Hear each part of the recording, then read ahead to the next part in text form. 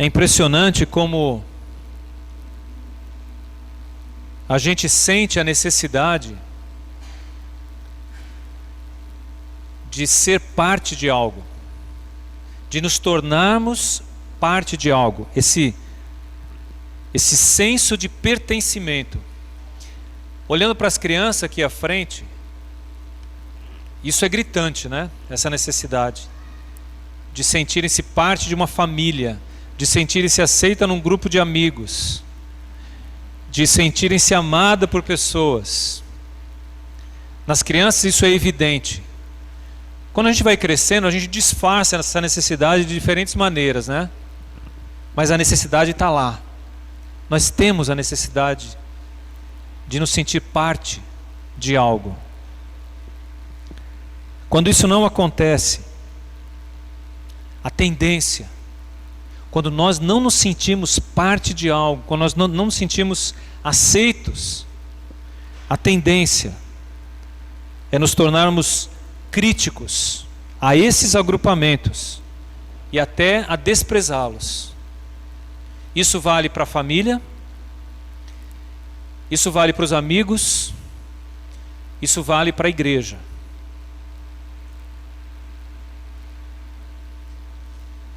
Ao invés disso, o correto, ao invés de desprezar, criticar ou nos afastar,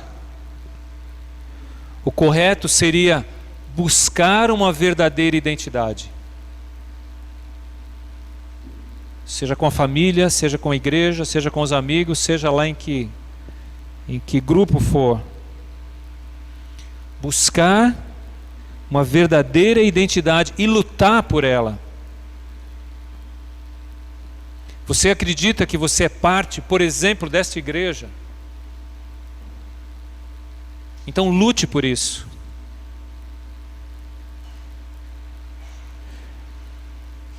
Lute pela sua família.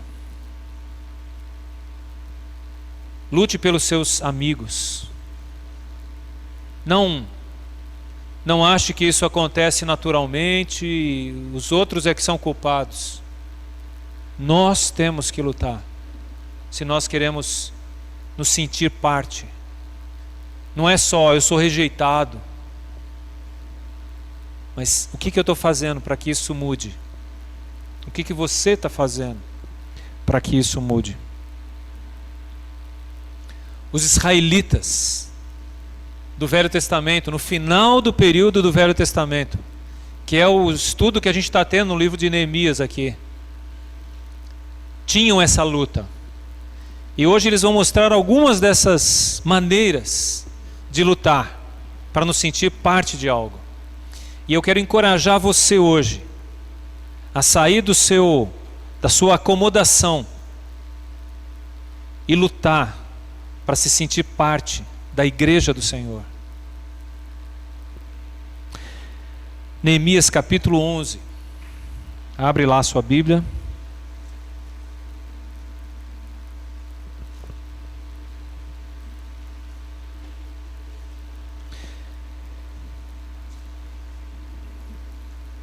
Nós vamos discorrer sobre um texto relativamente longo, mas eu vou ler apenas algumas porções e mencionar apenas algumas porções também. Por isso eu vou ler apenas os 2 primeiros versículos desse capítulo 11, versículos 1 e 2.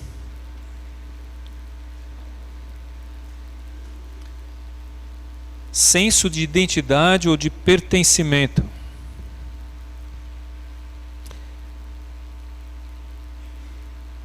Neemias 11, versículos 1 e 2. Diz assim a palavra de Deus: Os príncipes do povo habitaram em Jerusalém, mas o seu restante deitou sortes para trazer de 10 para que habitassem na santa cidade de Jerusalém, e as 9 partes permaneceriam em outras cidades.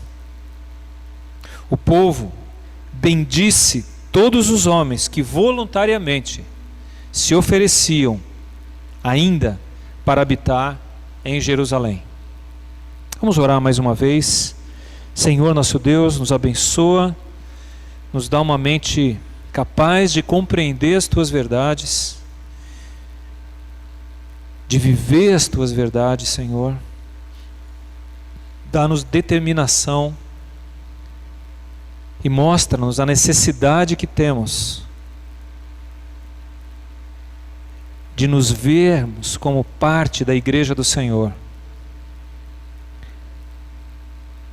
Aqueles que estão distantes, Senhor, não fisicamente, mas emocionalmente, espiritualmente, traze-os de volta para o Teu serviço, traze-os de volta para desfrutar do amor do Senhor, juntos. Mas acima de tudo, Senhor, faz-nos perceber o quanto precisamos do Senhor e uns dos outros, para que possamos desempenhar bem o papel que o Senhor tem para nós. Então abençoa-nos, guia-nos nesses momentos, fala ao nosso coração. Oramos em nome de Jesus. Amém. Senso de identidade ou de pertencimento é demonstrado em 3 coisas principais nesse texto que a gente vai ler. A primeira delas, em cima do capítulo 11, do versículo 1 até o 19, é a prontidão em buscar o bem comum. Então, se eu quero ter um senso de identidade ou de pertencimento, a primeira coisa que eu preciso aprender é prontidão em buscar o bem comum. Interessante, nesse primeiro versículo aí, ele fala que Jerusalém precisava ser habitada. Nós já estudamos, vários capítulos de Neemias, a parte mais narrando a reconstrução dos muros, a restauração da identidade nacional enquanto povo, na leitura da palavra, nas orações, na consagração a Deus, o de domingo passado. E agora eles precisavam reestruturar fisicamente a cidade, porque a cidade era muito despovoada. Se você ler comigo, voltando alguns capítulos aí, capítulo 7, versículo 4, a gente tem essa informação.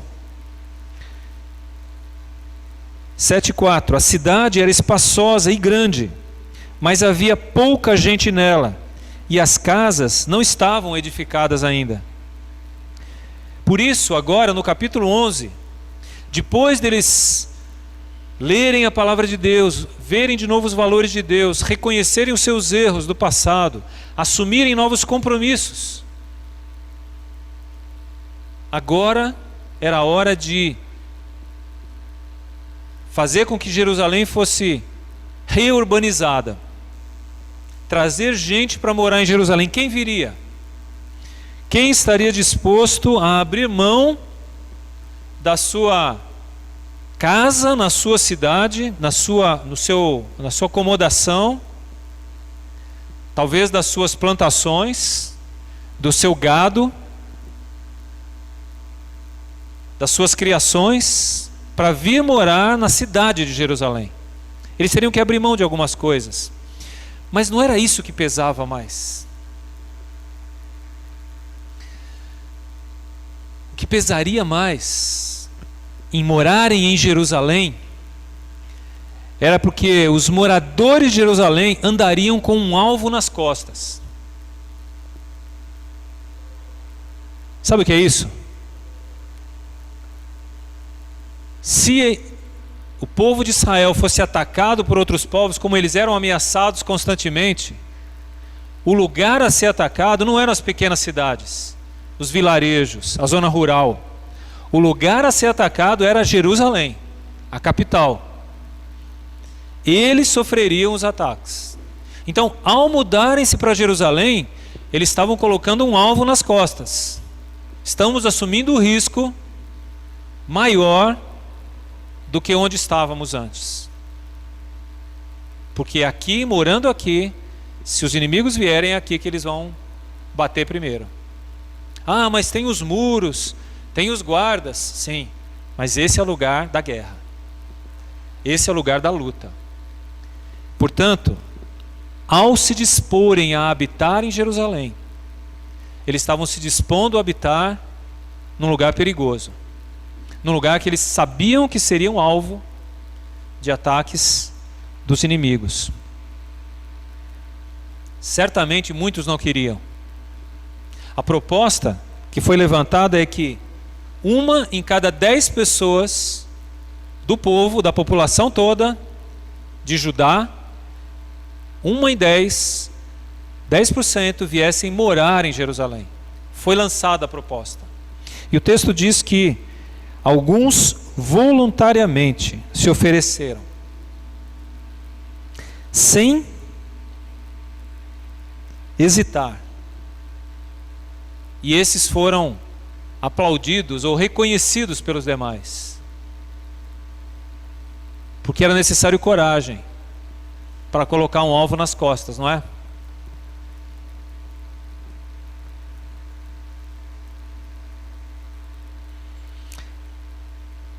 Se havia dificuldade em arrumar 1 em 10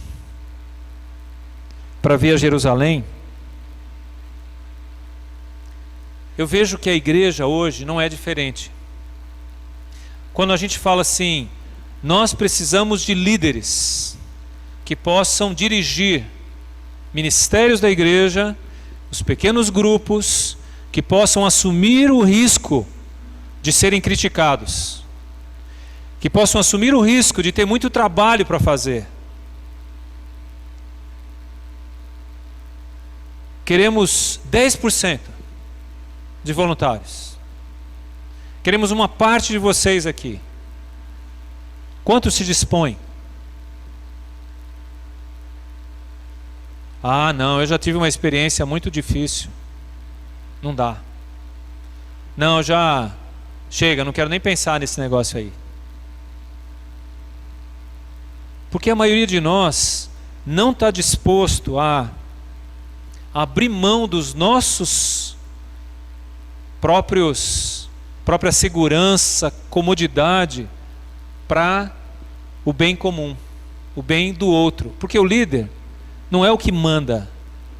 Segundo o que nós aprendemos no acampamento, o líder é o que serve. O líder é o que serve. Por isso que a gente tem dificuldade de ter líderes aqui. Se a gente falasse, olha, como líder você vai ter uma carteirinha especial, vai ter um distintivo aqui, uma estrelinha, e você vai poder mandar no pessoal aí, talvez tivesse mais gente aí. Mas a gente diz também que o líder tem que ser aquele que serve, que faz as coisas para o bem dos outros. Na verdade, a maioria de nós parece que está querendo buscar o próprio bem e não buscar o bem dos outros. Se nós queremos um senso de identidade enquanto igreja, a primeira coisa é estarmos prontos a buscar o bem dos outros, o bem comum ao grupo. Para que a igreja possa se desenvolver, eu tenho que estar disposto a servir, mais do que ser servido. Essa é a contramão proposta por Jesus na vida. Os valores de Jesus são outros. Aquele que quiser ser o maior, sirva a todos. Essa é a instrução do mestre. E sabe quando Jesus falou isso? Quando ele estava celebrando esta ceia aqui. Foi quando ele lavou os pés dos discípulos e disse: você quer servir? Você quer mandar? Você quer ser líder? Sirva. Como eu vos fiz, façam vocês também. Você quer seguir Jesus? Então esteja disposto a servir, mais do que a ser servido. Venha para a igreja para servir. Eu venho para a igreja para ouvir a palavra de Deus, para ouvir uma música edificante. Eu venho na igreja para adorar a Deus. Acrescenta nesse grupo aí. Venha na igreja para servir, para dar atenção às pessoas, para amar. para se doar, para buscar o interesse do outro, para ceder o seu lugar quando necessário. Venha para servir. E aí você vai sentir o que é ser igreja. Não frequentar igreja, mas ser igreja. Seja parte do corpo de Cristo. E não apenas frequentador de reuniões, mas seja parte do povo de Deus. Sirva. Sirva aos outros. Primeira coisa então, se eu quiser um senso de identidade, de pertencimento, eu preciso prontidão em buscar o bem comum. Em segundo lugar, você vai ver que foi um desafio preparar essa mensagem agora. Olhe para os próximos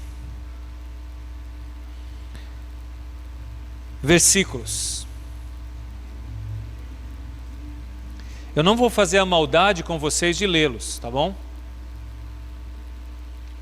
Mas você vai ter listas de nomes que vão do versículo 3 do capítulo 11 até o versículo 26 do capítulo 12.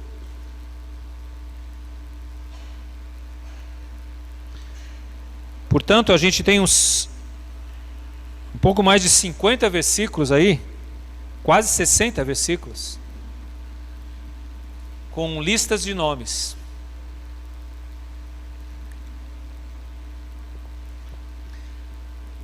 E olha que eu li essas listas de nomes várias vezes, tentando ver por que Deus escreveu isso aqui. Qual o motivo de ter essa relação de nomes aqui? Eu descobri algumas coisas, não sozinho, mas com a ajuda de vários comentaristas, com muitos que têm procurado compreender a verdade de Deus. Eu quero compartilhar com vocês algumas dessas descobertas. Mas se nós quisermos um senso de pertencimento, é importante que cada pessoa esteja no seu lugar, encontre o seu lugar. Você encontre qual é o seu ministério, qual é o lugar que você pode ser útil, qual é o lugar que você pode servir. E é isso que a gente percebe muito claramente nessas listas aqui. Cada pessoa tinha sua função. Não só função, mas ele vai além no texto aqui. Ele fala que nos registros da genealogia, e vai ter muito disso aqui, esse que era da tribo tal, ou que era descendente de tal, ele e os seus descendentes serviram em tal função, esses daqui naquela função e aqueles naquela outra. Os registros, a manutenção desses registros todos é essencial para a identidade de um povo. Quem nós somos? De onde nós viemos? Nós precisamos de um senso de identidade, de um senso comum. A gente como nação tem alguns pontos comuns. Um deles é a nossa língua. Geralmente falamos português, não é? Aqui no Brasil. Depende da região, é um português diferente, né? Quando eu cheguei aqui eu me achava meio estrangeiro. Ainda bem que o pessoal já... Eu acho que eu me adaptei melhor, o pessoal também, os ouvidos, né, regularam. E deu pra gente... Mas a gente tem uma língua comum. Você percebe isso de maneira muito clara quando você sai do país e vai para uma língua estrangeira. Aí você se sente peixe fora d'água, né? Você quer dizer uma coisa e... Puxa, é tão fácil falar isso, pedir isso. E como é difícil quando você está num outro lugar que você não é entendido. Então a língua comum nos dá um senso de pertencimento como nação. Mas tem outros símbolos que nos dão um senso muito maior. Como o hino nacional brasileiro, né? Por mais que alguns possam achar que isso é coisa de bolsonaristas, né? O hino nacional é antes de Bolsonaro, sabia? Sério. Esquece Bolsonaro, o hino continua sendo o mesmo. Isso nos dá um senso de pertencimento.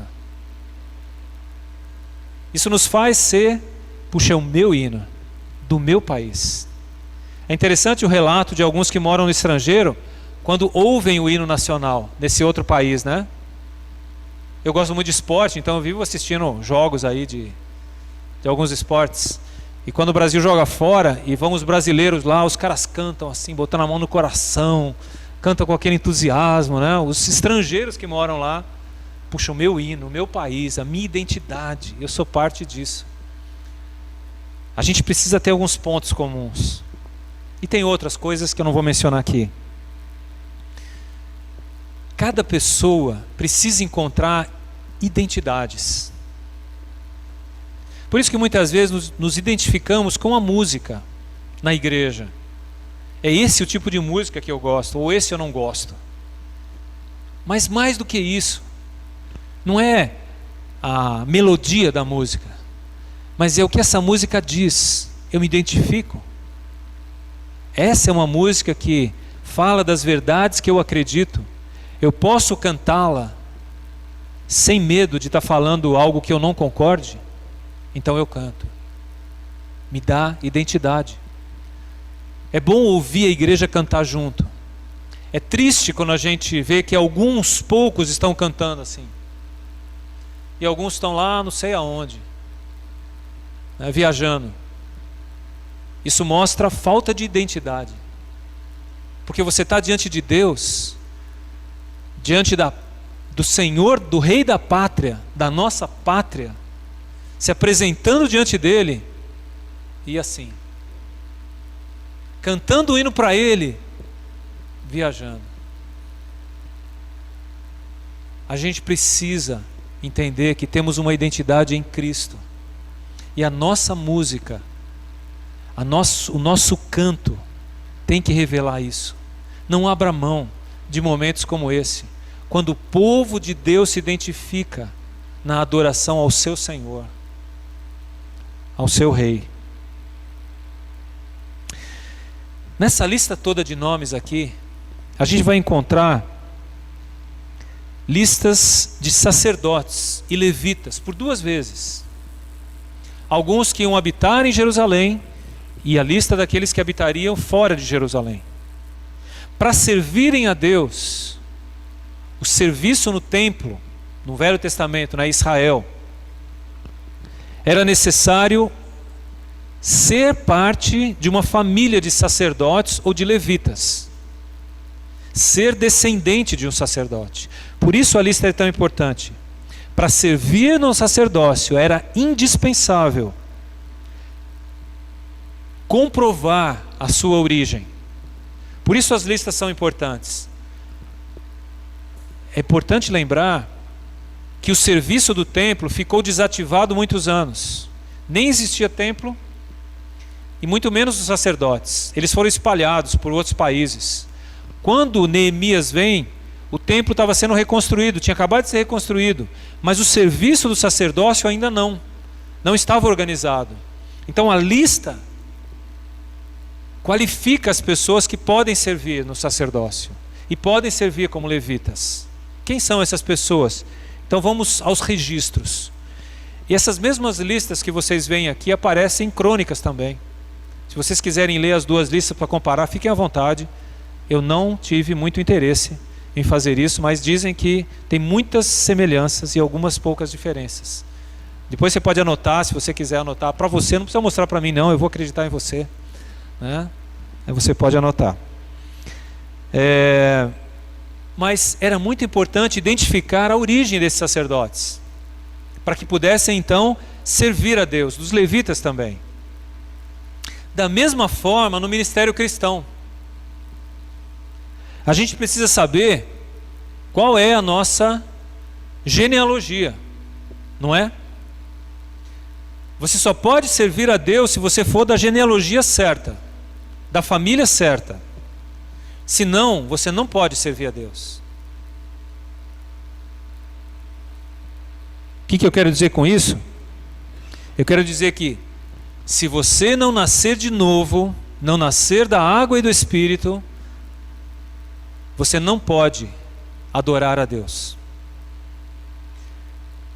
Se você não conhecer a Jesus como Senhor e Salvador da sua vida, se você não reconhecer que você é um pecador e que você precisa de alguém para salvá-lo, para resgatá-lo, como nós celebramos na ceia aqui, se você não perceber que Jesus morreu para pagar os teus pecados e o seu sangue é o que pode te perdoar, então você não pertence à família de Deus ainda. Porque não é o fato de estar na igreja que você é da família de Deus. Não é o fato de fazer isso ou fazer aquilo que você vai se tornar filho de Deus. Mas o fato de entender o que Jesus fez por você é o que faz de você um filho de Deus. Porque aí você precisa dele, depende dele. Senhor, é o que o Senhor fez que importa. O sacrifício de Jesus é aquilo que nos perdoa, que nos salva, que nos dá a oportunidade de nascer de novo. Você já tem uma experiência com Jesus como Senhor da sua vida, como seu Salvador. Você não entendeu o que é isso ainda, mas gostaria de saber. Então fale com a gente no final, fale com alguém da igreja. Puxa, eu quero entender direito isso, eu não entendi muito bem. Mas eu quero compreender o que Jesus precisa significar para mim. Porque eu quero ser igreja de Deus. Eu não quero só frequentar cultos. Eu quero ser. Eu quero poder servir a esse Deus.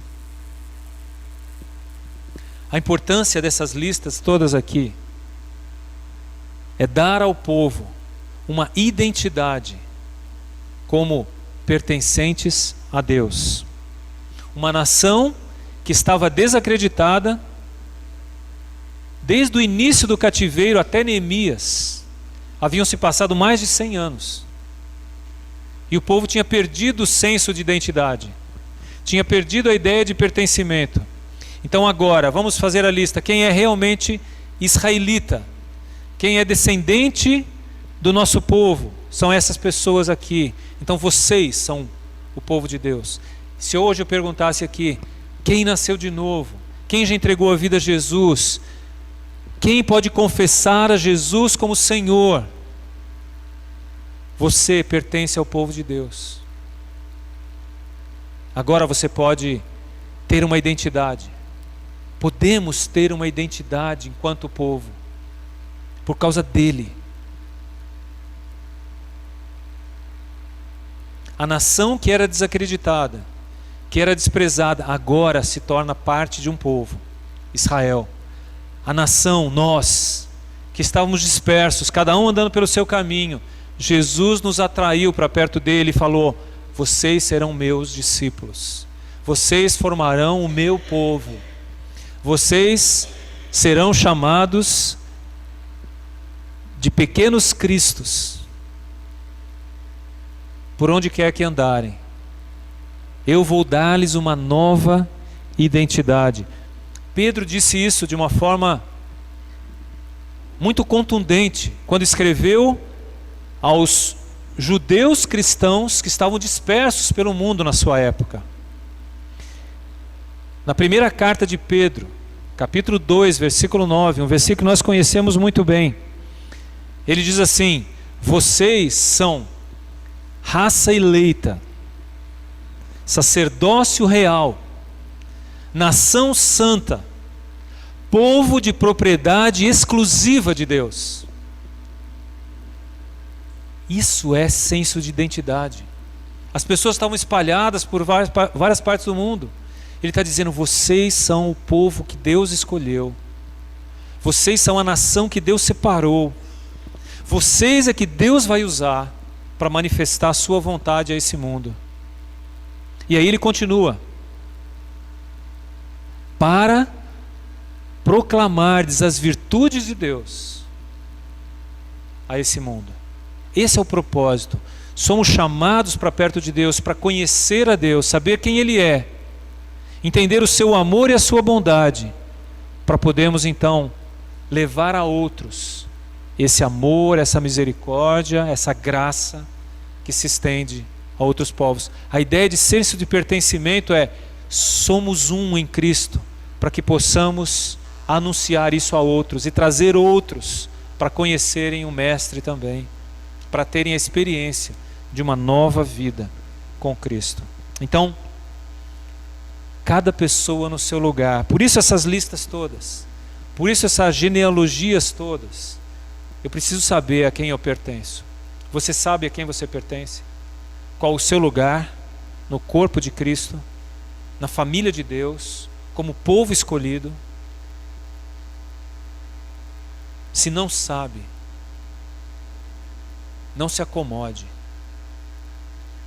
mas pergunte para Deus, pergunte para outros, vá atrás, lute por isso. Você precisa ter essa identidade com Deus. A gente fala sobre certeza de salvação. Certeza de salvação nada mais é saber que eu sou de Deus. Pela graça dele, pelo que ele fez, eu pertenço a ele.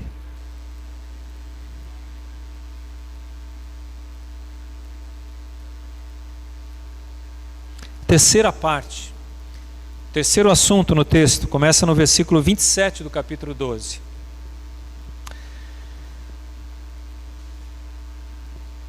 E aqui eles estão inaugurando os muros que cercavam Jerusalém. Agora já tinham habitantes de Jerusalém, já tinham pessoas que iam morar lá, que iam constituir a cidade, eles já tinham a identidade, então agora eles se reúnem para celebrar.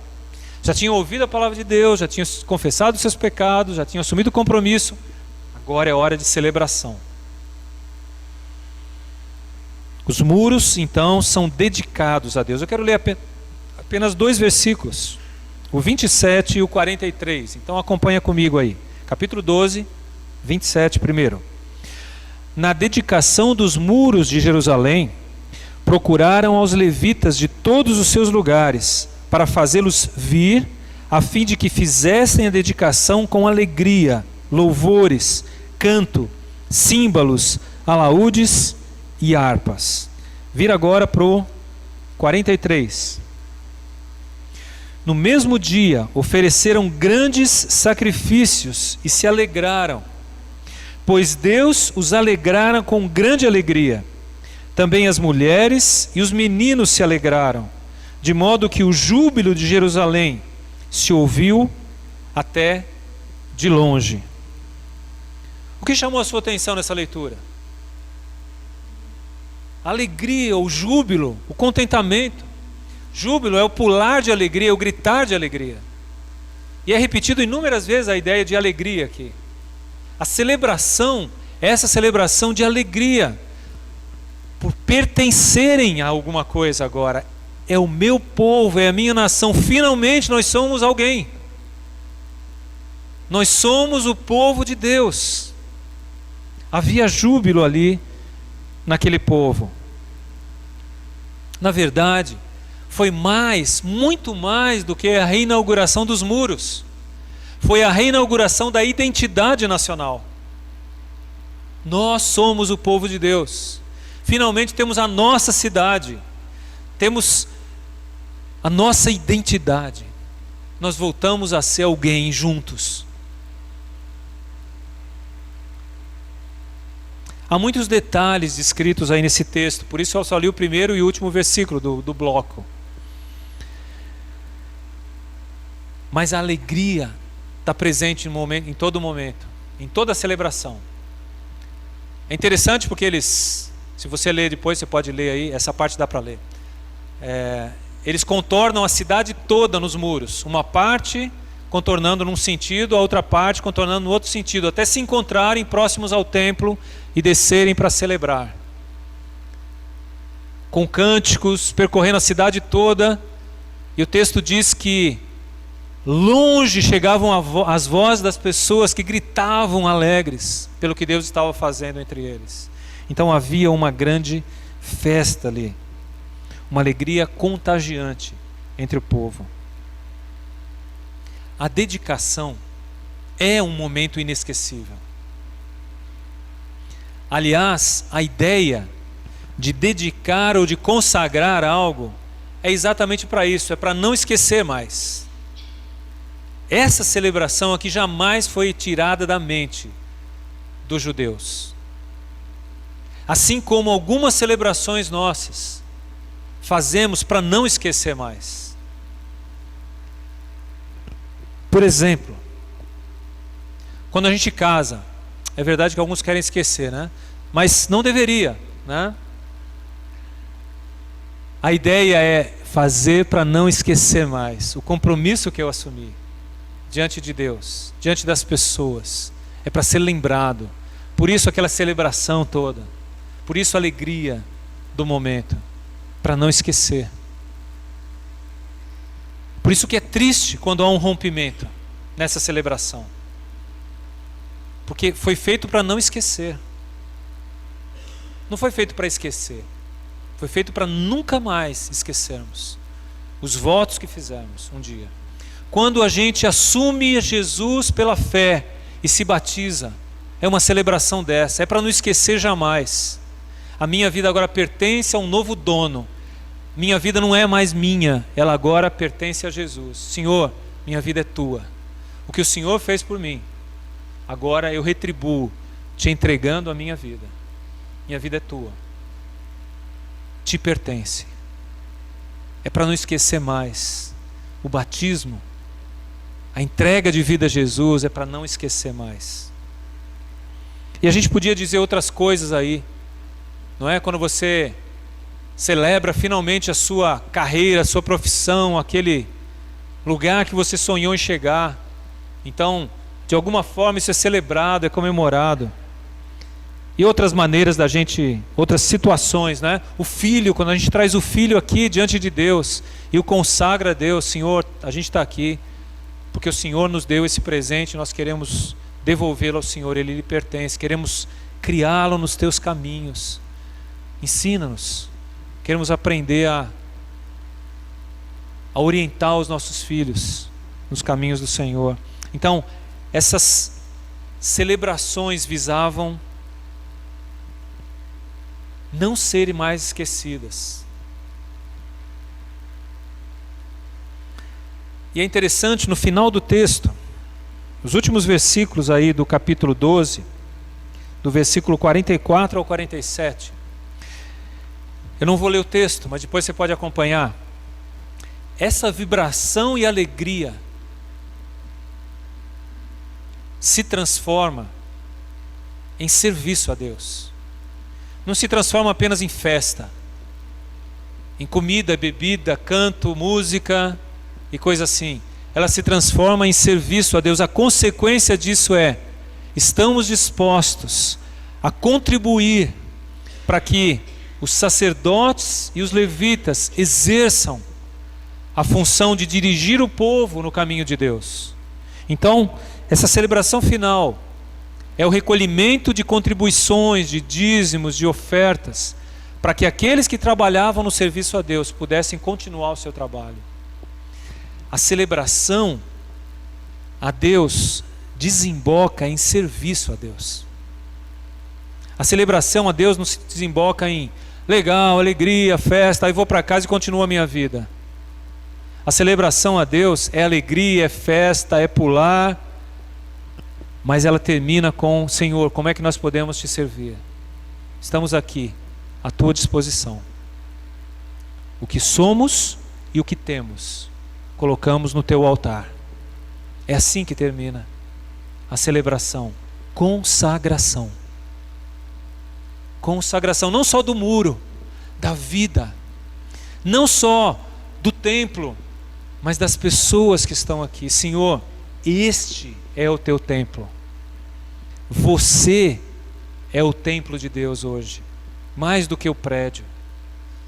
Nós somos aqueles que precisam vivenciar para que as pessoas vejam quem Jesus é. Eles precisam ver isso em nós. Nós estamos comprometidos e entusiasmados com isso?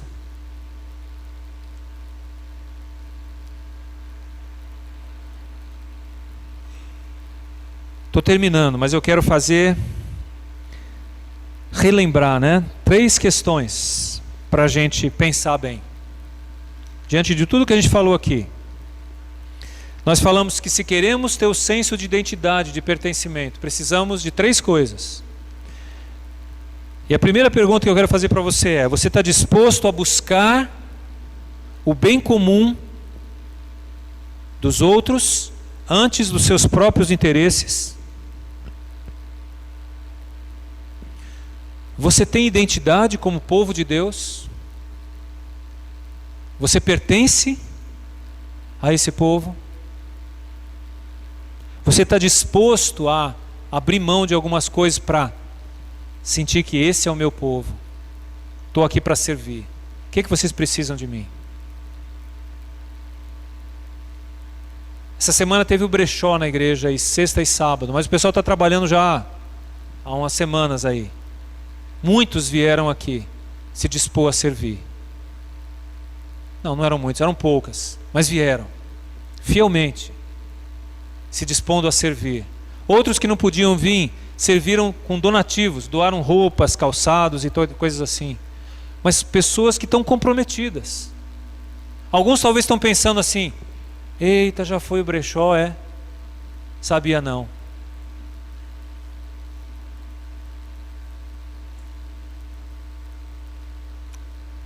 Deixa eu falar um negócio para você. Acorda.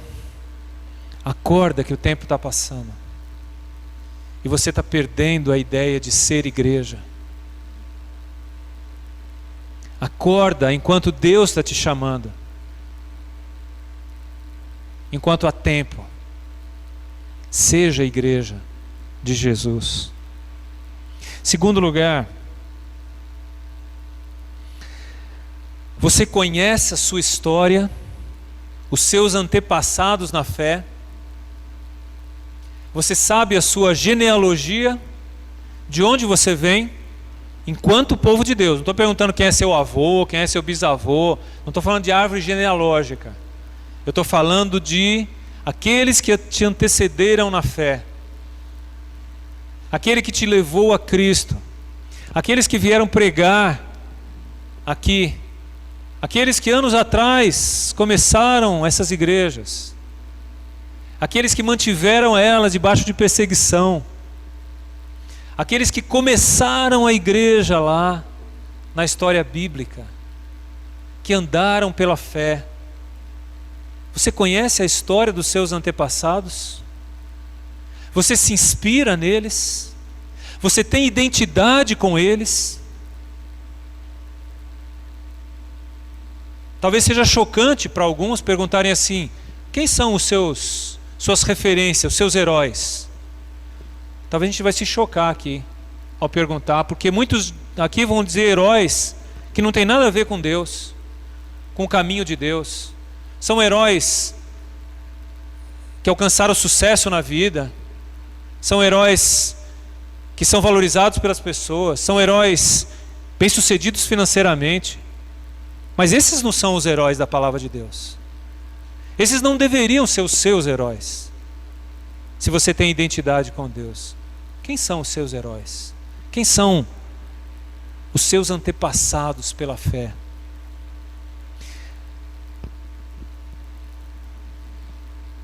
Muitas vezes o crente é criticado pelo não crente, porque ele se acha melhor do que os outros. E foi exatamente essa crítica que Jesus fez aos judeus da sua época, aos religiosos da sua época. Vocês se acham melhores do que os outros, é?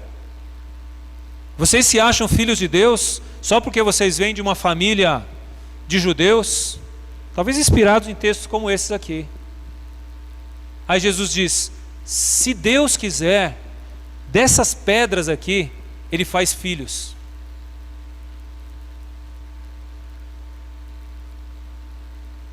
Não se apegue só à sua tradição. É isso que Jesus está falando. É importante sim termos uma herança, lembrar de onde nós viemos. Mas essa herança, segundo Jesus, passa pela cruz hoje. E a cruz significa humildade, humilhação. Então eu não tenho do que me orgulhar. Na verdade, quando eu celebro esse momento aqui, eu reconheço que eu sou um pecador e por causa do meu pecado Jesus foi crucificado. Então eu sou muito mais humilde para falar para os outros que eu sou filho de Deus. Eu só sou filho de Deus porque Jesus teve misericórdia de mim. E Ele me salvou. O mesmo que Ele pode fazer com você. Então essa genealogia da fé não provoca orgulho espiritual, provoca humildade espiritual. Leva-nos aos pés de Jesus, de onde a gente não quer sair, porque é aí que a gente se sente seguro, amado, é aí que a gente se sente parte de algo, do corpo de Cristo. Por isso, ao celebrar a ceia, a gente está celebrando Jesus em nós, Jesus entre nós, Jesus reinando aqui, a vida e não a morte de Jesus. Em terceiro lugar, temos contagiado aqueles que chegam à igreja com nossa dedicação e entusiasmo? Eu acho que sim. Afinal de contas, eu venho no culto. É uma vez no mês, mas eu venho. A gente está assim agora, né? Não é nem mais a cada 15 dias, agora é uma vez no mês. Nosso entusiasmo é contagiante, não é? E quando a gente canta aqui, a gente contagia? Quem? Contagia para quê? Você já percebeu que quando você canta, as pessoas estão olhando não só a sua afinação, mas especialmente o seu entusiasmo? É isso que fala mais ao coração?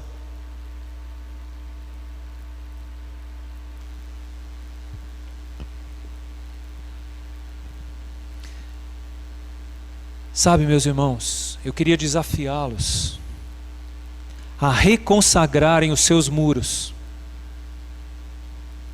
a reconsagrarem as suas vidas, a reconsagrarem o seu trabalho a Deus.